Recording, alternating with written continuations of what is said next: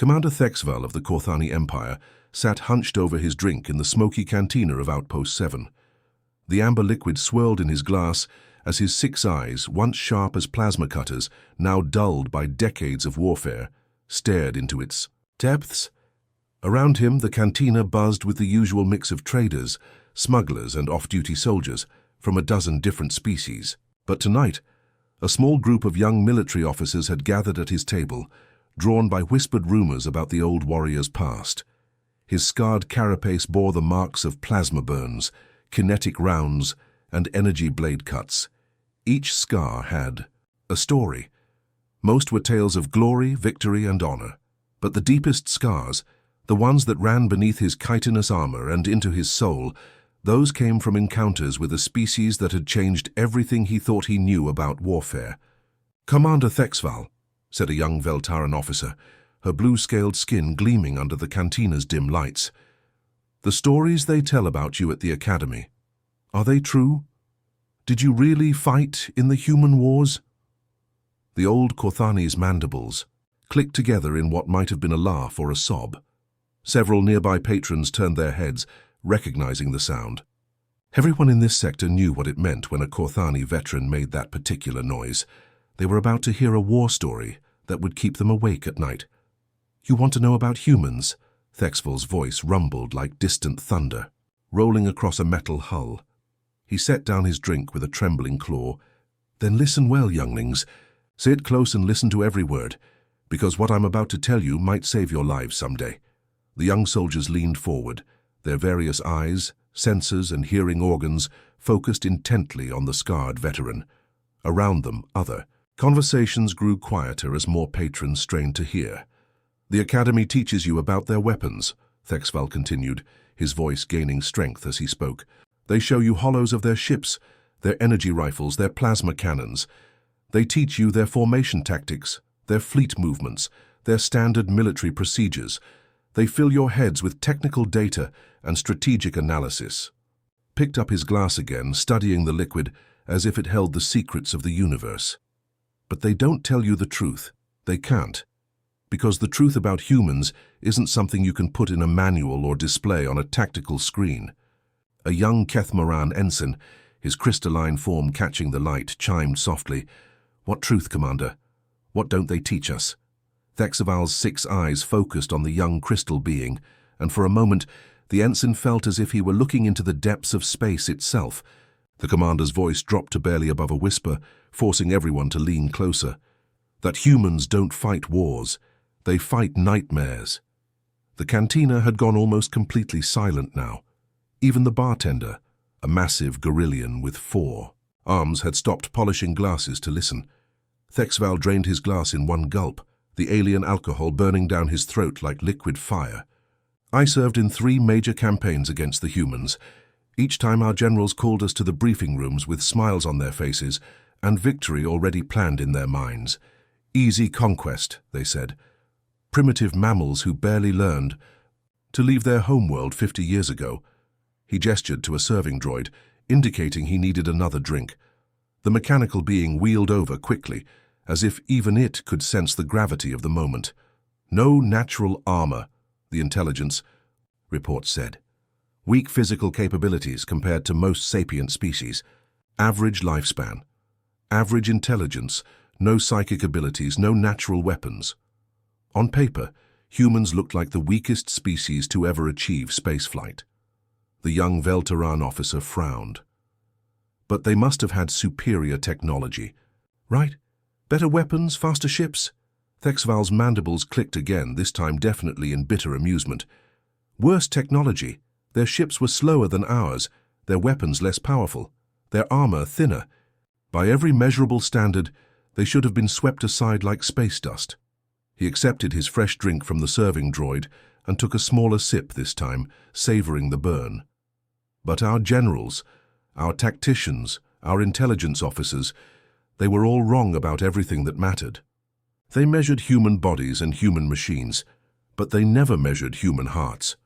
The cantina was so quiet now that the hum of life support systems seemed loud as starship engines. Thexval looked around at the faces surrounding him, seeing his own younger self reflected in their eager, terrified eyes. The first time I saw a human in combat was during what the histories call the Kepler Incident, a small mining station on the edge of human space, barely defended.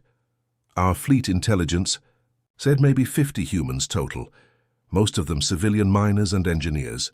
We had 3 battle cruisers, 2,000 elite Korthani shock troops and orbital supremacy.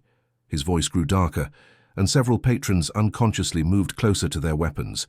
Should have been over in hours. A simple operation. Secure the facility, process the civilians, claim the system for the Empire. Our Admiral Korthmek was already planning the victory celebration. Thexval's scarred carapace seemed to darken in the dim light. That's when I met Sergeant Kim Dae-ho and learned that humans don't just fight battles, they turn battles into legends written in blood and terror. Kim Dae-ho was nothing special to look at when we first saw him through our ship's scanners. Average height for a human, maybe 60 of their years old with graying hair and lines around his eyes that spoke of too many long nights and difficult decisions. Our intelligence reports painted him as just another aging security chief managing a backwater mining operation. What those reports failed to mention was that Kim Dae-ho had spent 30 years fighting in humanity's worst conflicts before he ever set foot on Kepler Station. The commander's claws scraped against the metal table, leaving thin scratches in the surface as his memories pulled him back to that day. The sound made several young officers flinch, but Thexval didn't notice. His mind was light years away, floating in the void around a small mining station that had become the graveyard of an empire's pride. We surrounded Kepler Station with 3 battle cruisers, he continued, his voice growing harder with each word. The Korthani warships, Vengeful Strike, Iron Talon, and Blood of Ancestors. Each one could level a city from orbit. Our admiral, Kethmore, opened communications with the station, expecting the usual pleading and bargaining that came from cornered civilians. Thexval paused to take another drink, his 6 eyes never leaving the liquid. Instead, the communication screen flickered to life, and there was Kim Dae-ho, sitting in what looked like a simple office chair, wearing a faded mining company uniform. Behind him we could see other humans moving with purpose, but Kim just sat there, calm as deep space, looking directly into our admiral's eyes. The young Veltaran officer leaned forward. What did he say? Admiral Kethmore delivered the standard surrender demand. By the authority of the Korthani Empire, you will stand down all defenses and prepare for boarding. Comply immediately or face the consequences. Our admiral was in full ceremonial armor, surrounded by his command staff speaking from the bridge of a ship that could crack planets. Thexval's mandibles clicked slowly, a sound like breaking bones. Kim Dae-ho listened to the entire speech without moving. When it was finished, he leaned back in his chair, looked directly at Admiral Kethmore, and said 3 words, "Come and take it." The cantina had gone dead silent. Even the background hum of air recyclers seemed muted. 3 words, Thexval repeated, 3 simple words that doomed 2,000 of our soldiers and turned a routine conquest into a nightmare that still haunts me 15 years later. A young Gernsin from the corner table whispered, "How? How could 3 words do that?" Thexval turned his attention to the young soldier, and the ensign immediately regretted speaking. "Because, youngling, those 3 words told us everything we needed to know about what we were really facing. Kim wasn't scared. He wasn't trying to negotiate. He wasn't pleading for mercy. He was inviting us to try." The old commander stood up and walked to the cantina's viewport, staring out at the stars as he continued his tale. Our dropships launched within the hour. 3 full assault battalions, elite Korthani shock troops with the best armor and weapons the Empire could produce. We expected to secure the station in 2 hours, maybe 3, if the humans had prepared some basic defenses. He turned back to face his audience, his scarred carapace catching the light. Kim Dae-ho turned that mining station into something from our worst nightmares. Every corridor became a death trap. Every room became a puzzle box designed to kill us in ways we'd never imagined. Thexval's voice grew quieter, forcing everyone to strain to hear. "You have to understand, we Korthani are natural warriors. Our carapaces can stop most small arms fire. Our strength is 3 times that of a human. Our reflexes are faster. In Direct combat. Any one of us should have been able to handle 3 or 4 humans easily. He sat back down heavily. Kim knew all of this, so he made sure we never got to fight directly. Glass doors that had been reprogrammed to slam shut at the exact moment our soldiers passed underneath them. Maintenance shafts that looked empty but hid humans with weapons we'd never seen before. Environmental systems turned into gas chambers that filled rooms with mining chemicals that ate through our armor. The young Velteran's breathing had quickened. How many humans were defending the station? 47, Thexval said simply. 47 humans against 2,000 Korthani soldiers. By the 3rd day of fighting, their numbers had dropped to 12. By the 5th day, it was just Kim and a communications officer named Park So-young. He drained his glass again, the alcohol doing nothing to numb the memories. 2 humans, 2, and they were still killing us. Our casualty reports were climbing every hour and we couldn't even find them most of the time. They moved through that station like ghosts, striking from impossible angles and vanishing before we could respond. The old warrior's voice began to shake slightly. But the worst part wasn't the traps or the ambushes or watching our brothers die in ways that defied military logic. The worst part was the psychological warfare. Kim would speak to us over the station's communication system, not threats or boasts like we expected from desperate enemies. Thexval looked around the cantina, meeting the eyes of every young soldier. Present, he would read the names of our dead, all of them. Somehow this human security chief knew the name, rank, and home world of every single Korthani soldier we'd lost. For 14 straight hours in perfect Korthani pronunciation, he read their names over the comm system. Several of the young officers shifted uncomfortably in their seats. The psychological impact of such an act was clear even to inexperienced soldiers. Can you imagine it? Thexval continued. Fighting in corridors slick with the blood of your brothers, and hearing their names being read by the enemy in your own language, perfectly pronounced, with what sounded almost like respect. Kim knew things about our soldiers that even their own commanders didn't know. Family names from their homeworlds, honors they'd earned in previous battles. Some of our troops started believing the humans had supernatural powers. The cantina remained frozen in horrified silence as Thexval reached the climax of his tale. On day 7, Admiral Kethmore finally ordered a full retreat. We'd lost 38% of our forces to what had started as 47 humans. Kim Dae-ho died in the reactor room, still broadcasting tactical information to the remaining human colonies. Park So-young died at her communications post, and even as she died, she was still transmitting our casualty reports to every human ship within 50 light-years. Thexval stood up again, this time moving toward the cantina's exit. The Academy called it a tactical withdrawal in their official reports. The survivors, the ones who lived through 7 days of hell in the corridors of Kepler Station, we called it what it really was, a massacre. Not of humans, but of everything we thought we knew about warfare, about courage, and about what it means to refuse surrender even when facing impossible odds. He paused at the door, his hand on the control panel. That was my first lesson about humans, younglings. They don't just fight to win, they fight to make sure their enemies remember the cost of the fight for the rest of their lives.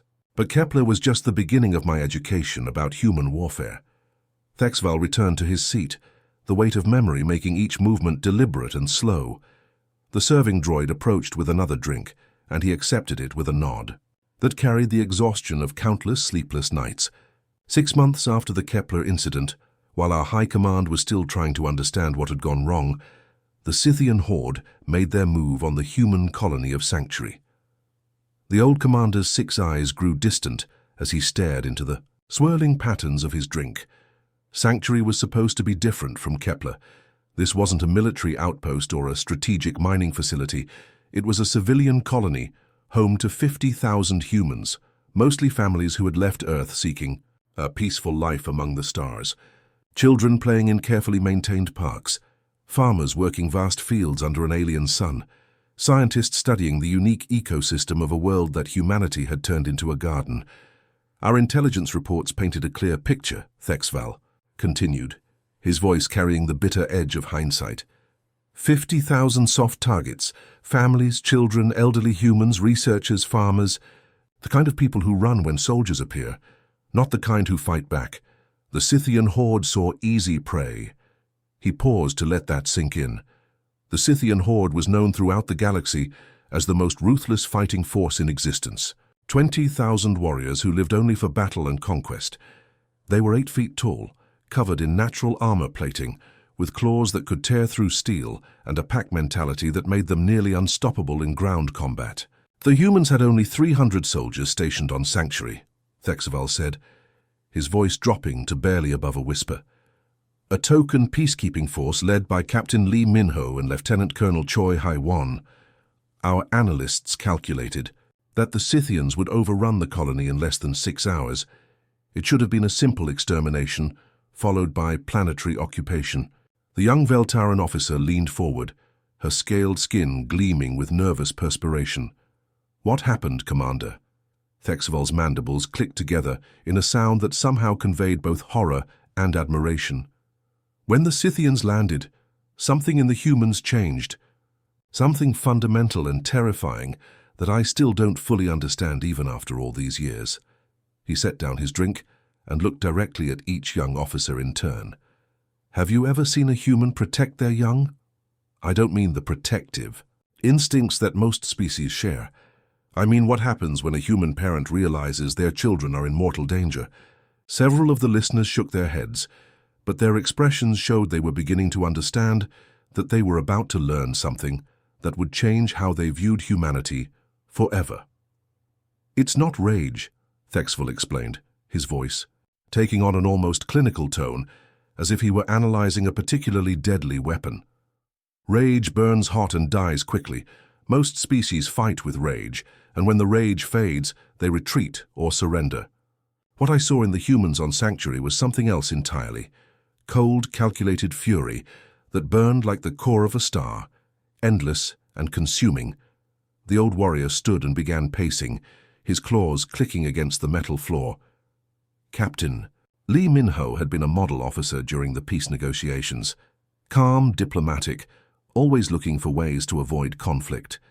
I'd met him personally during the treaty discussions. A reasonable being who spoke softly and seemed to genuinely want peace between our species. Thexval stopped pacing and gripped the back of his chair. But when the Scythian raiders executed 30 human children in the first hour of their attack, something inside Captain Lee died, and something else was born.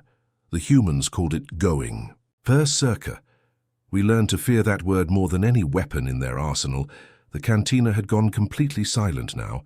Even the background conversations had stopped as other patrons strained to hear every word of the legendary commanders. Taylor. The humans didn't retreat to defensive positions like our tactical manuals said they should, Thexval continued. They didn't call for evacuation or try to negotiate for the lives of their civilians. Instead, they did something that no military academy in the galaxy teaches because it defies every principle of logical warfare. He paused for effect, his 6 eyes scanning the faces of his audience. They hunted. The word hung in the air like a death sentence. Several young officers unconsciously moved their hands closer to their weapons, as if the very concept of being hunted by humans was enough to trigger their survival instincts. Lieutenant Colonel Choi Hai-Wan organized the civilians into hidden, underground bunkers that the Scythians couldn't detect, then began what she called asymmetric warfare. But it wasn't warfare as we understood it. It was systematic extermination disguised as military tactics. Thexaval's voice grew quieter, forcing everyone to lean closer. 12 being Scythian kill squads would patrol the colony during the day, confident in their superior numbers and firepower. By morning they would simply vanish. No distress calls, no sounds of battle, no evidence of struggle, just gone. He took a long drink before continuing. We'd find them days later, arranged in ways that spoke of a mind that understood death. As both an art and a science, the humans had turned their medical knowledge into the most precise killing techniques I'd ever witnessed. They knew exactly where to cut, where to apply pressure, how to cause maximum psychological impact on the remaining Scythian forces. The young ensign who had spoken earlier was now visibly shaking. How could they do such things? Because, Thexval replied, his voice carrying the weight of absolute certainty, the Scythians had made the mistake of harming human children. And there is no force in this galaxy more dangerous than a human who has decided that mercy is no longer an option. He returned to his seat, his movements careful and deliberate.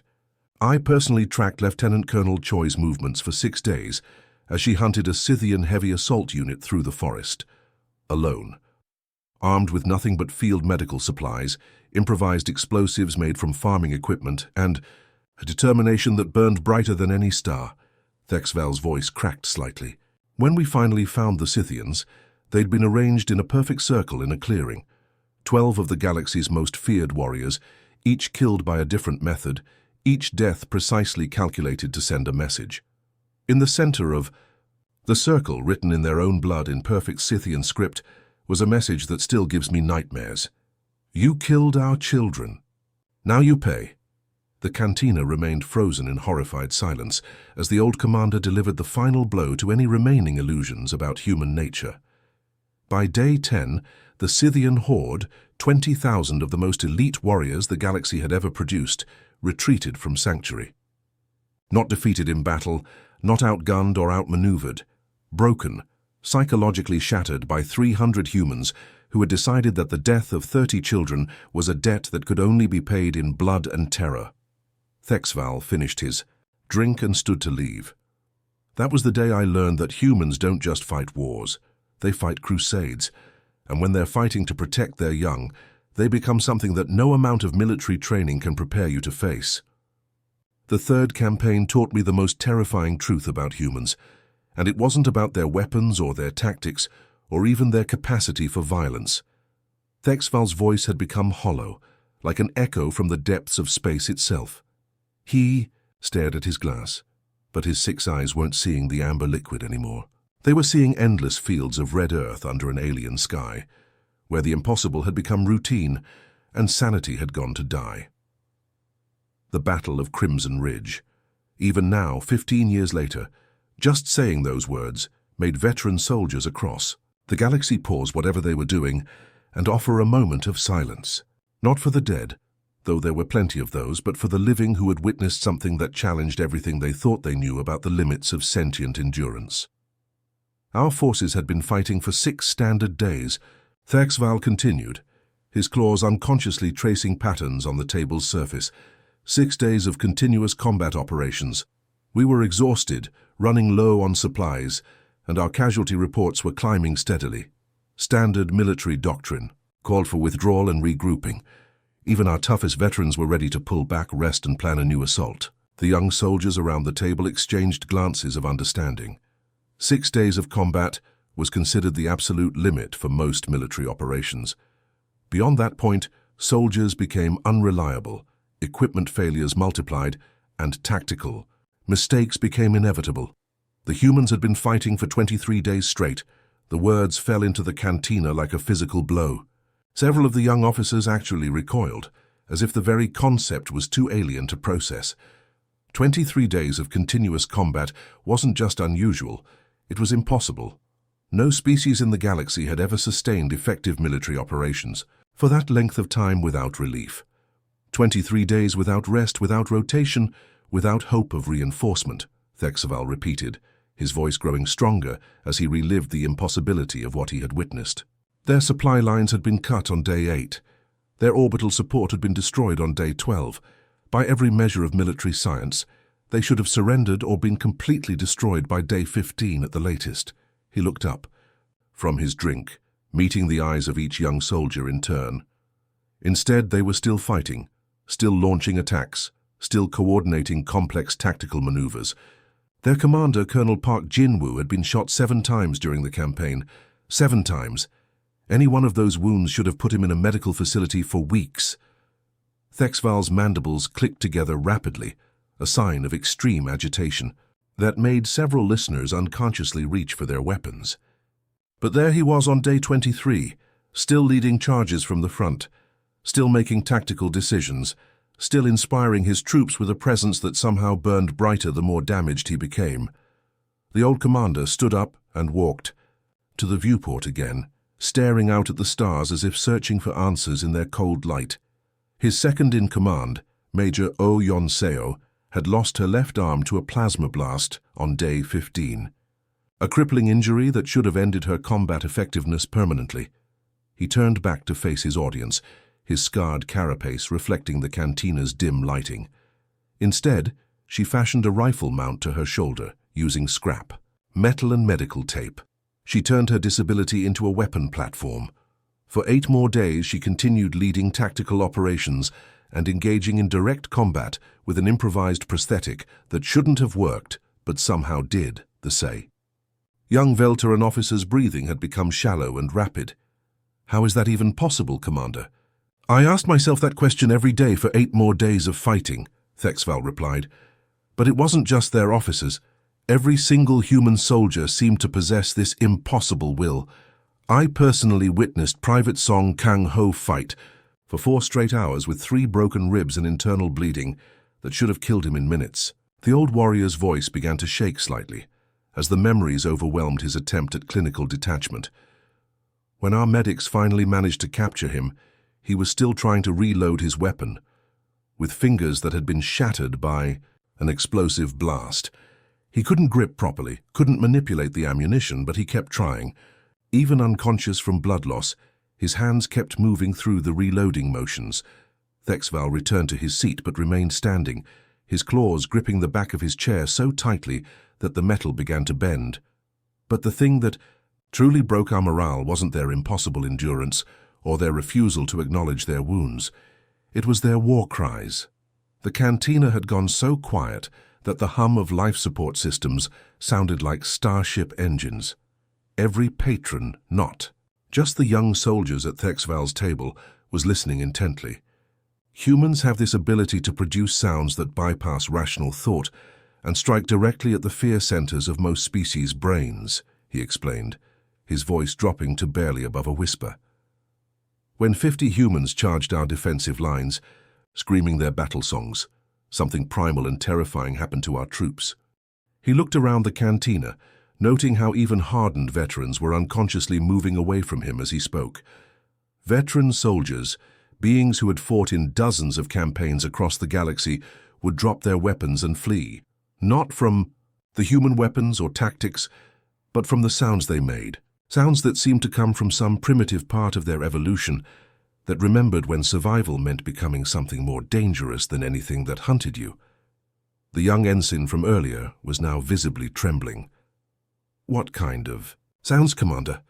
"Imagine the howl of a stellar storm mixed with the death cry of a dying star," Thexval replied.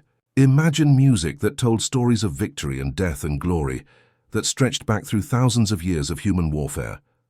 When they charged, they weren't just soldiers anymore. They were the accumulated weight of their entire species, history of conflict, given voice and form and murderous intent." He finally sat down, his movements careful and deliberate. "On day 25, our intelligence intercepted human communications, indicating that reinforcements were finally arriving. A full battle group, fresh troops, supplies, orbital support. Everything the defenders of Crimson Ridge had been fighting without for over 3 weeks. Thexval's mandibles clicked once, sharply. "Do you know what Colonel Park Jinwoo's response was when he received word that help was coming?"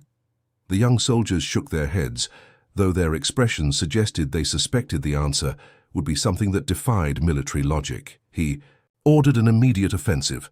After 25 days of impossible hell with reinforcements finally on the way, he attacked us. The old commander's voice carried a mixture of horror and admiration that made everyone in the cantina uncomfortable. Not a defensive action to hold until help arrived. Not a strategic withdrawal to link up with the incoming forces. An attack. He drained his glass in one swift motion, and they won. The humans took Crimson Ridge not through superior firepower or overwhelming numbers or advanced technology. They won through sheer, bloody-minded refusal to accept that defeat was even a possibility. Thexval stood to leave, his tale complete, but paused at the table's edge. They fought like the concept of losing simply didn't exist in their vocabulary. Like surrender was a word from some alien language they had never learned. That was the day I realized that humans don't just fight battles, they fight until the universe itself acknowledges that they have won. The cantina remained silent long after he had gone, each listener trying to process the implications of what they had heard. Finally, the young Veltaran officer spoke into the silence. 25 days, she whispered. How do you fight something that refuses to stop fighting? The question hung in the air like smoke, unanswered and perhaps unanswerable. Outside this viewport, the stars continued their eternal dance, cold and distant, offering no wisdom about the small, fragile species that had somehow learned to burn brighter than suns when everything they loved was threatened. Thexval set down his empty glass with the finality of a judge's gavel, the sound echoing through the now silent cantina like a death knell. His six eyes, which had grown distant and haunted during his tales of human warfare, now focused with laser intensity on each young soldier gathered around his table. The weight of his gaze made several of them shift uncomfortably, as if he could see through their armor and into their souls. That was 15 years ago, he said, his voice carrying the authority of someone who had witnessed the galaxy change in ways that most beings couldn't even comprehend. 15 years since the Battle of Crimson Ridge ended, and the reports reached the Galactic Council. Since then, everything has changed. Everything. The old commander leaned back in his chair, and for the first time that evening, something that might have been a smile played across his mandibles. But it wasn't a pleasant expression. It was the smile of someone who had learned a terrible secret and now watched others stumble toward the same revelation. The Galactic Council doesn't fight wars against humans anymore, he continued, his voice taking on an almost conversational tone that somehow made his words more terrifying. They negotiate, quickly, very quickly. Sometimes they surrender before the humans even know there's a conflict. The young ensign, who had been asking questions throughout the evening, leaned forward eagerly. Why, Commander? If our forces are so much larger, if our technology is superior in so many ways, why do we avoid conflict with them? Thexval's smile widened, showing rows of sharp teeth that had been designed by evolution for tearing through enemy armor. Because, youngling, every species in this galaxy now knows what human warfare really means. It's not about tactics or technology or superior numbers. It's not about who has the biggest ships or the most advanced weapons. He stood slowly, his joints creaking like the hull of an old starship under stress, and walked once more to the viewport. Outside, the stars wheeled in their eternal dance, but Thexval wasn't seeing their beauty. He was seeing the funeral pyres of civilizations that had made the mistake of underestimating humanity. Human warfare is about fighting beings who would rather die than lose, he said, his breath fogging the transparent aluminum of the viewport. Who gets stronger when they're protecting others? Who never ever give up no matter how hopeless their situation becomes? The cantina's other patrons had given up any pretense of their own conversations. Traders, smugglers, mercenaries, and off-duty soldiers from a dozen different species all sat in rapt attention, hanging on every word from the legendary commander who had survived the human wars. The Council now classifies humans as a restricted combat species, Thexval continued, turning back to face his audience, not because they're weak or because they need protection. The restriction exists because their style of warfare is considered psychological torture to most civilized species. He walked slowly back to the table, his claws clicking against the metal floor in a rhythm that sounded like a funeral march. You see, when most species fight, there are rules. Unspoken agreements about when a battle is over, when honor has been satisfied, when enough blood has been spilled to settle whatever dispute started the conflict. Thexval placed both hands on the table and leaned forward, his scarred carapace catching the light.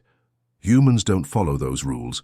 When humans are involved in a conflict, it doesn't end when one side can't fight anymore.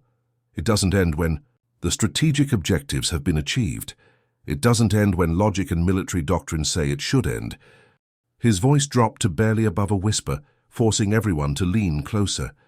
It ends when one side is completely destroyed, not defeated, destroyed, eliminated so thoroughly that they can never threaten what the humans are protecting ever again. Thori, young Veltaran officer, who had been listening with growing horror throughout the evening, finally found her voice. But Commander, if they're so dangerous, if their way of fighting is so terrifying, why do we allow them in the Galactic Council? Why do we trade with them?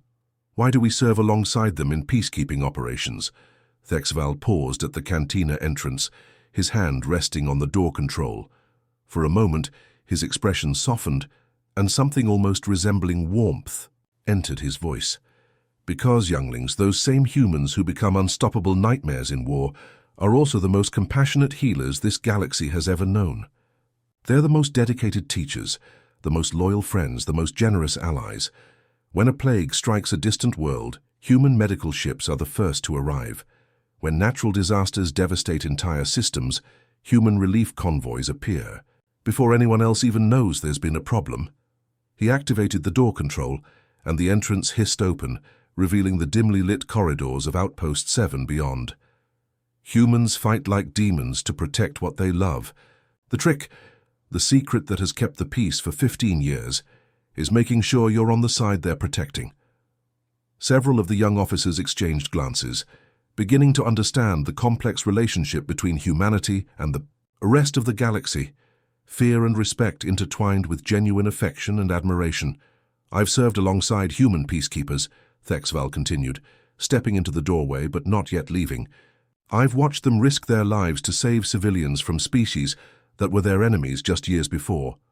I've seen them share their rations with refugees, teach their technology to underdeveloped worlds, and negotiate peace treaties that could have been settled with superior firepower. His voice grew stronger, filled with conviction born from personal experience. The galaxy's greatest fortune is that humans seem to genuinely prefer peace to war. They build instead of destroying, heal instead of harming, negotiate instead of conquering, but never ever mistake their kindness for weakness. Thexval stepped fully into the corridor, his massive frame silhouetted against the station's lighting. Their greatest weapon isn't their technology, or their endurance, or their refusal to surrender.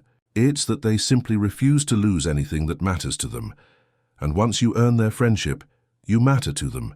He began walking away, his footsteps echoing down the empty corridor, but his voice carried back to the still silent cantina. Sleep well, younglings, and pray you never have to face humans in battle, because if you do, you'll discover that hell isn't a place in some ancient mythology. His voice faded as he disappeared around a corner, but his final words seemed to hang in the air like a curse or a blessing, depending on which side of humanity's protection you found yourself. Hell is what happens when you threaten something a human loves. With that, Commander Thexval disappeared into the dimly lit corridors of Outpost 7, leaving behind a cantina full of beings who would never again look at their human allies in quite the same way. The young soldiers sat in stunned silence, processing not just the stories they had heard, but the implications of serving in a galaxy where the most dangerous warriors were also the most devoted protectors. The cantina remained silent for a long time after he left. Each soldier, trader, and traveler lost in thought about the small, seemingly fragile species that had redefined the very concept of warfare through their unbreakable will and terrifying devotion to those they protected. Outside the viewport, human ships could be seen moving through the space lanes, their running lights blinking peacefully in the darkness, carrying cargo and passengers and hope to distant worlds. And somewhere in the back of every alien mind in that cantina was the same thought. Pray that those lights never stop blinking with friendship, because the alternative was too terrible to contemplate. The end.